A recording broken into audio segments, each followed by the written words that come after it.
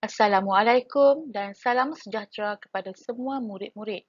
Hari ini, Cikgu Nurhaini Falini binti Ahmad dari SMK St. Anthony Sarike, Sarawak akan menjelaskan tajuk Agama, Kepercayaan dan Keunikan Warisan Masyarakat Kerajaan Alam Melayu. Baiklah murid-murid, seterusnya cikgu akan menerangkan sinopsis bab 4.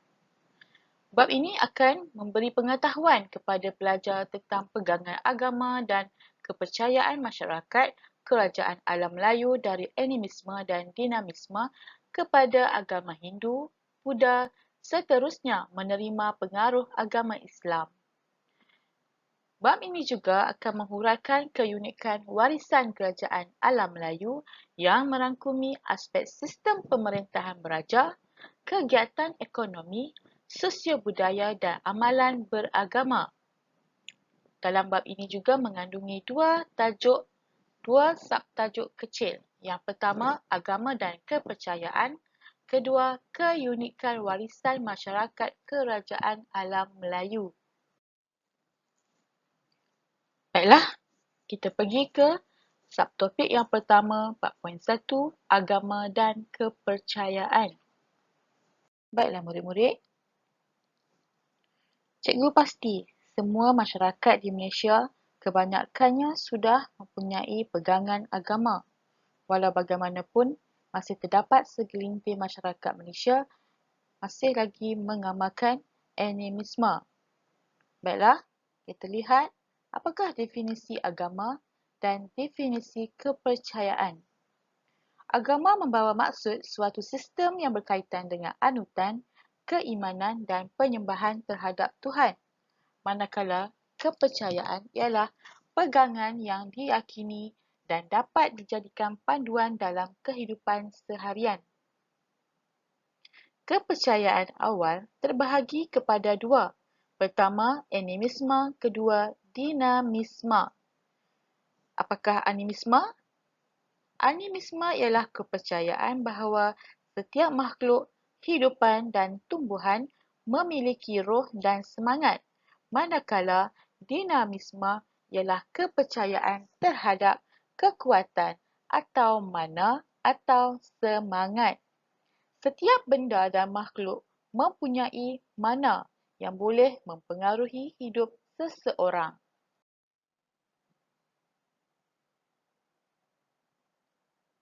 Baiklah, cikgu akan huraikan dengan lebih lanjut mengenai animisme. Animisme bermaksud kepercayaan bahawa setiap makhluk, hidupan dan tumbuhan memiliki roh dan semangat. Dan ianya juga berkait rapat dengan kepercayaan terhadap makhluk halus dan penyembahan terhadap roh nenek moyang yang telah meninggal dunia yang dipanggil sebagai hyang. Tindakan ini bertujuan memastikan keluarga yang masih hidup mendapat kebaikan dan terhindar daripada kesusahan di dunia. Contoh, perayaan Hari Moyang oleh masyarakat temuan di Bukit Ciding di Banting, Selangor. Baiklah murid-murid, dalam gambar ini kita dapat lihat contoh kepercayaan animisme. Gambar pertama menunjukkan perayaan Hari Moyang oleh masyarakat temuan di Bukit Ciding, Banting, Selangor.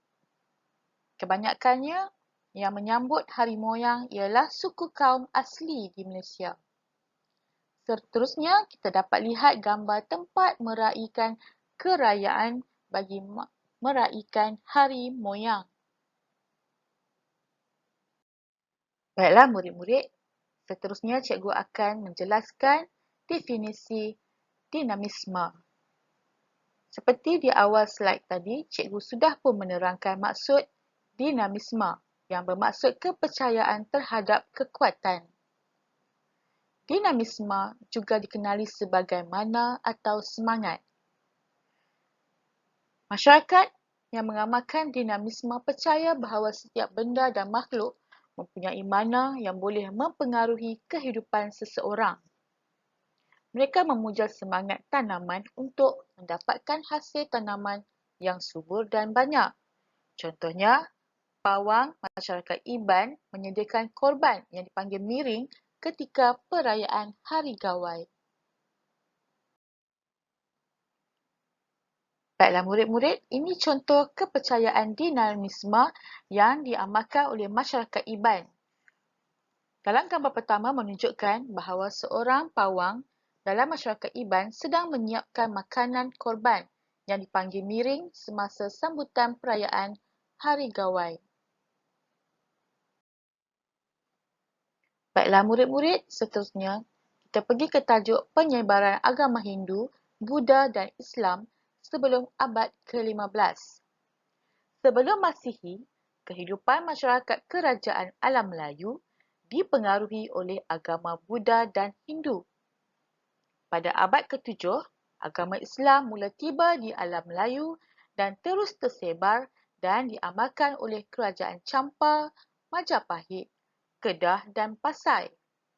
Penyebaran agama-agama tersebut berlaku disebabkan oleh peranan mubalik, pemerintah dan perkembangan perdagangan antarabangsa.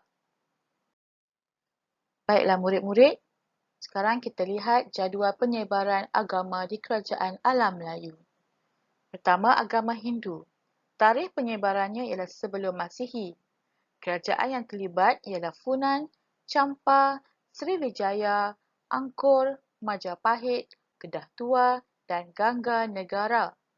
Kedua, agama Buddha. Tarikh penyebaran ialah sebelum Masihi. Kerajaan yang terlibat ialah Funan, Champa, Sriwijaya, Angkor, Majapahit, Kedah Tua dan Gangga Negara. Yang ketiga, agama Islam. Tarikh penyebarannya ialah pada abad ke-7 Masihi. Kerajaan yang terlibat ialah Champa, Majapahit, Kedah dan Pasai.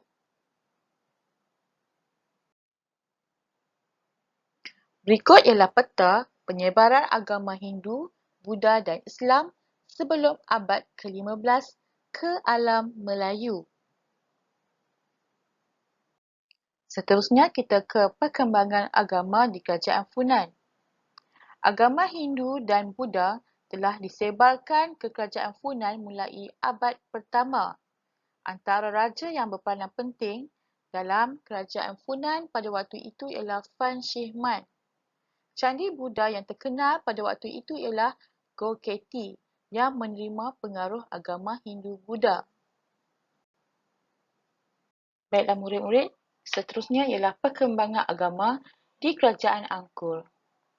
Agama Hindu telah menjadi anutan utama sejak diasaskan serta telah mencapai kegemilangan semasa pemerintahan Suryavarman yang kedua. Candi yang terkenal pada waktu itu ialah Candi Angkor Wat. Sementara, agama Buddha telah mengambil alih peranan agama Hindu dalam masyarakat kerajaan Angkor. Ianya berlaku semasa pemerintahan Jayavarman yang ke-7 pada abad ke-12. Seterusnya perkembangan agama kerajaan Champa. Terlihat agama Hindu mula berkembang semasa pentadbiran Badravarman pada abad ke-4. Baginda telah mendirikan candi di Lembah Mison yang dikenali sebagai Siva Badrareswara dan di Ponagar. Seterusnya, agama Buddha telah dibuktikan dengan penemuan candi Dong Duong yang menunjukkan agama Buddha diamalkan dalam kalangan masyarakat. Seterusnya, agama Islam turut berkembang dengan beberapa bukti jumpaan seperti batu bersurat yang bertarikh 1035 dan batu nisan bertarikh 1039 di Panduranga, dan Islam mula berkembang meluas ketika pemerintahan Sultan Zainal Abidin pada abad ke-14. Seterusnya kita ke perkembangan agama di kerajaan Sriwijaya. Dalam kerajaan Sriwijaya, agama Buddha berkembang pesat sejak abad ke-7. Pada waktu itu, pendeta Buddha yang bernama Aising pernah mengunjungi kerajaan Sriwijaya untuk mempelajari bahasa Sanskrit, dan menterjemahkan kitab-kitab agama Buddha. Antara candi yang terkenal pada waktu itu ialah Candi Muara Jambi, Candi Bahal dan Candi Muara Takus. Seterusnya, perkembangan agama Kerajaan Majapahit. Pada mulanya, agama Hindu dan Buddha berkembang serentak. Aliran agama ini telah disatukan oleh Hayam Wuruk pada abad ke-14 dan dikenali sebagai Tripaksa. Candi yang terkenal ialah Candi Jabung, Candi Sukuh dan Candi Brahu. Seterusnya, agama Islam mula tersebar ke Kerajaan Majapahit mulai abad ke-14. Buktinya dengan pelantikan pegawai kerajaan, iaitu Wumping yang beragama Islam dilantik sebagai wakil tetap dinasti Ming di Majapahit. Kedua, Gan Engchao, pegawai Islam yang dilantik sebagai ketua Cina di Tuban. Seterusnya pada abad ke-16, Kerajaan Demak muncul dan menjadi pusat pengajian Islam yang terbesar di Jawa setelah keruntuhan Majapahit. Seterusnya, perkembangan agama Kerajaan Kedah Tua. Agama Buddha diamalkan sejak abad ke-5 dan merupakan anutan utama Kerajaan Kedah Tua. Agama Hindu disebarkan selepas perkembangan agama Buddha. Pada abad ke-12, Kedah Tua mula menerima pengaruh agama Islam. Ini kerana apabila Maharaja Derbaraja II, iaitu pemerintah yang ke-9, telah menganut agama Islam pada tahun 1136. Dan seterusnya ialah perkembangan agama Kerajaan Gangga Negara. Agama Buddha merupakan anutan utama bagi masyarakat Kerajaan Gangga Negara. Ini dapat dibuktikan dengan penemuan arca-arca Buddha di Lembah Kinta dan patung Buddha Avalokitesvara di Bidur. Arca-arca Buddha ini tertulis dengan tarikh pada abad ke-6 hingga ke-9 Masihi. Baiklah murid-murid, seterusnya kita ke subtopik yang kedua, keunikan warisan masyarakat Kerajaan Alam Melayu. Kerajaan Alam Melayu memiliki banyak keunikan warisan.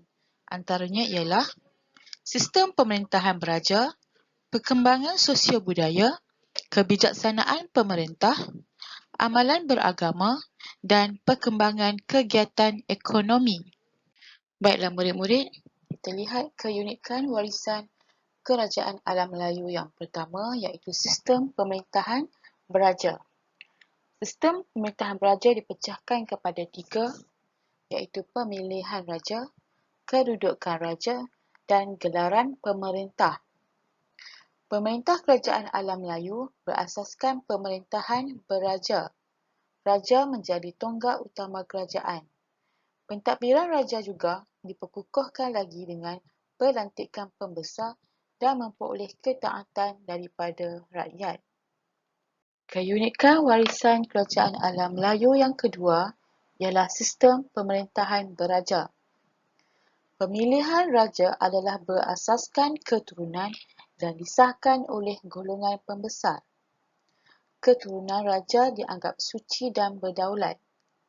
Pemilihan raja juga boleh dipilih dalam kalangan tentera seperti Kerajaan Funan dan Champa.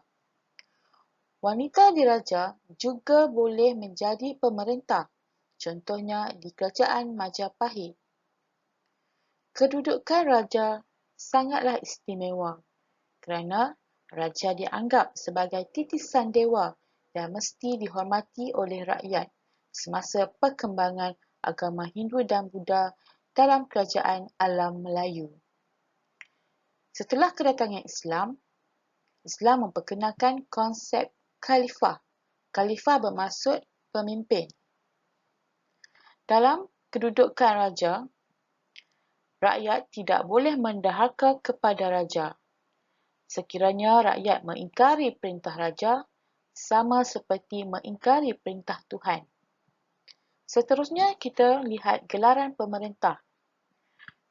Pada awal penyebaran agama Hindu-Buddha, pemerintah kerajaan alam Melayu menggunakan gelaran Raja dan Maharaja. Apabila muncul agama Islam, kerajaan alam Melayu, pemerintah menggunakan gelaran Sultan. Gelaran Raja menggambarkan kebesaran kuasa seperti Raja di gunung dan Maharaja di pulau. Raja Funan, Champa, Angkor dan Sriwijaya telah menggunakan gelaran dari bahasa Sanskrit, iaitu Varman.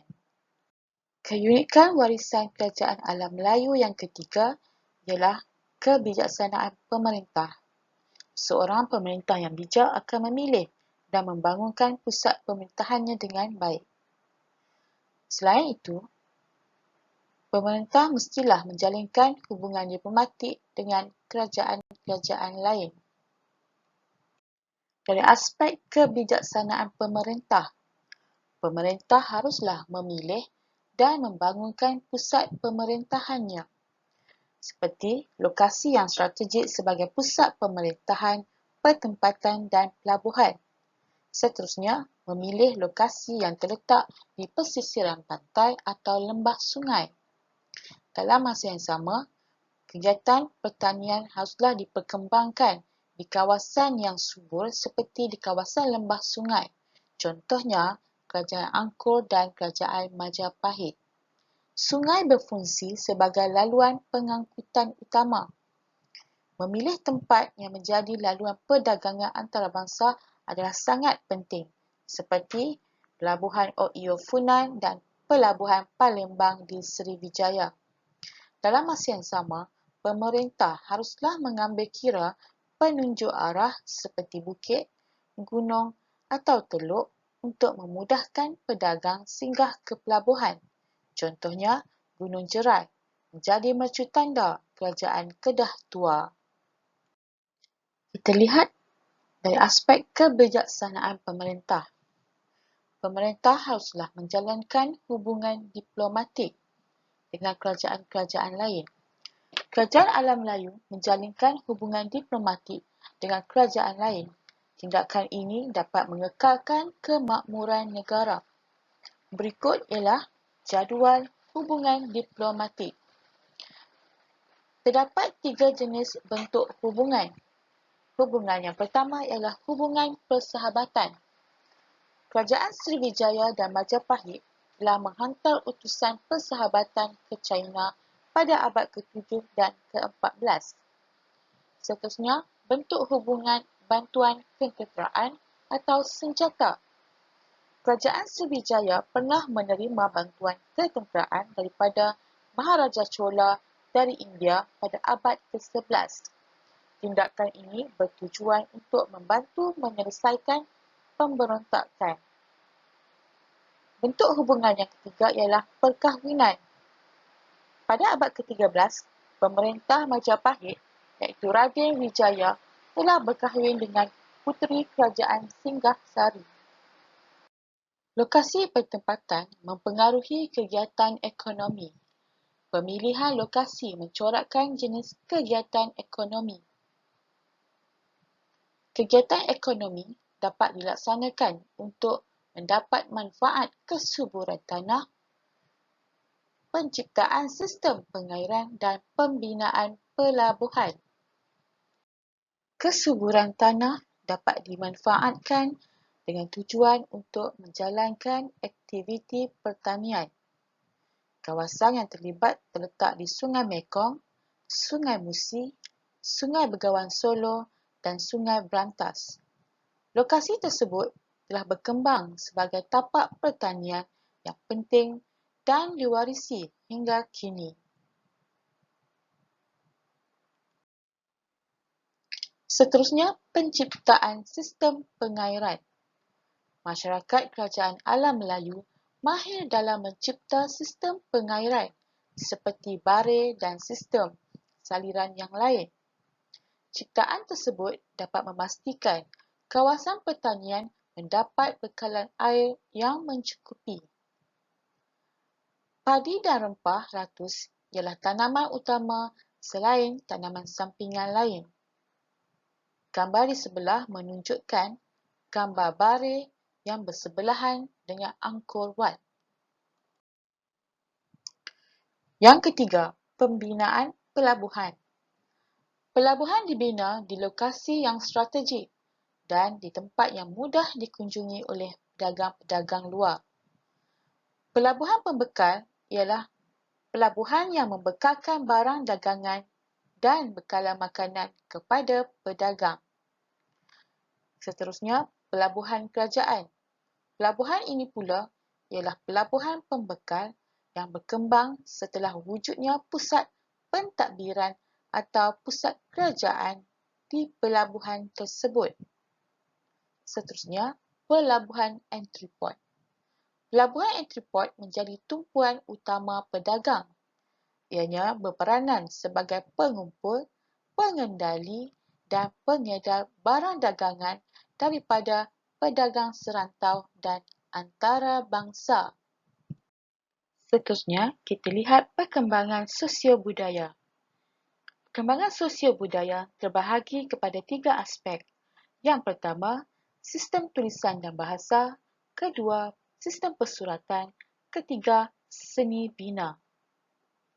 Dari aspek sistem tulisan dan bahasa, kita dapati terdapat pengaruh luar yang diadaptasi untuk mengembangkan sistem tulisan dan bahasa. Tulisan Pallava dan Kiwi dari India telah diguna pakai sebagai medium tulisan bahasa tempatan dan Sanskrit.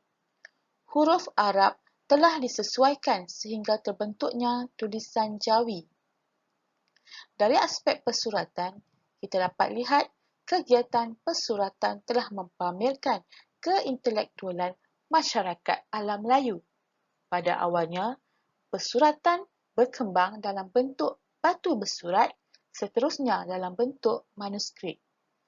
Dari aspek seni bina, aktiviti seni bina memudahkan kehidupan masyarakat dan telah memajukan kegiatan pertanian, pelayaran, perdagangan dan juga keagamaan. Bidang seni bina juga telah banyak melahirkan petukang-petukang kapal yang handal. Baiklah murid-murid, seterusnya kita lihat keunikan warisan dalam amalan beragama. Dalam amalan beragama, kita dapat lihat terdapat 6 aspek. Aspek yang pertama ialah bersifat toleransi. Kedua, anutan pelbagai agama. Ketiga, golongan agama diberi status yang istimewa. Keempat, pembinaan candi besar. Kelima, simbol penyatuan. Dan keenam, pembinaan masjid. Baiklah murid-murid, seterusnya cikgu akan menjelaskan secara terperinci keunikan warisan dalam amalan beragama. Yang pertama, anutan pelbagai agama.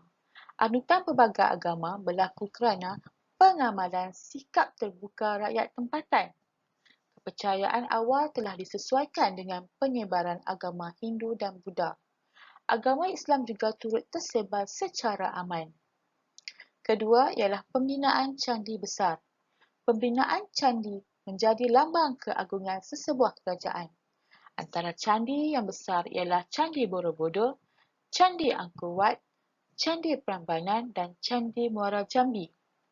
Candi berperanan sebagai rumah ibadat, tempat menyimpan roh nenek moyang dan pusat perhimpunan pendeta. Ketiga, pembinaan masjid. Masjid berperanan sebagai pusat ibadat, pusat pendidikan dan pusat kebajikan. Sistem pendidikan Islam juga wujud melalui pembinaan institusi pondok atau madrasah. Yang keempat, simbol penyatuan. Agama telah menyatukan golongan raja dan rakyat. Golongan agama diperlukan untuk mengukuhkan kedudukan raja. Semasa pertabanan raja, golongan Brahmin telah memainkan peranan besar. Semasa pemerintahan Jayavarman kedua, Kerajaan Angkor telah mengisytiharkan Brahmin Hiranyadama sebagai Dewa Raja. Yang keempat, bersifat toleransi. Masyarakat Melayu bersifat toleransi. Contohnya di Jawa Tengah, di mana penganut agama Hindu telah membina Candi Prambanan berhampiran dengan Candi Borobudur yang menerima pengaruh agama Buddha. Seterusnya, keunikan warisan dalam amalan beragama yang terakhir ialah golongan agama diberi status istimewa. Golongan agama telah dilantik sebagai pentadbir dan penasihat raja. Pelantikan ini terdapat dalam Kerajaan Funan, Sriwijaya dan Angkor. Baiklah murid-murid, kita sudah sampai di penghujung tajuk. Dalam bab agama kepercayaan dan keunikan warisan masyarakat Kerajaan Alam Melayu, kita dapat melihat dari aspek agama dan kepercayaan dan keunikan warisan.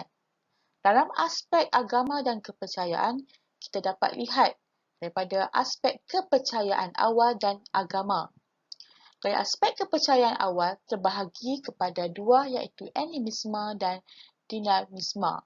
Manakala dari aspek agama kita dapat melihat perkembangan 3 buah agama yang terawal di Kerajaan Alam Melayu iaitu agama Hindu, agama Buddha dan agama Islam.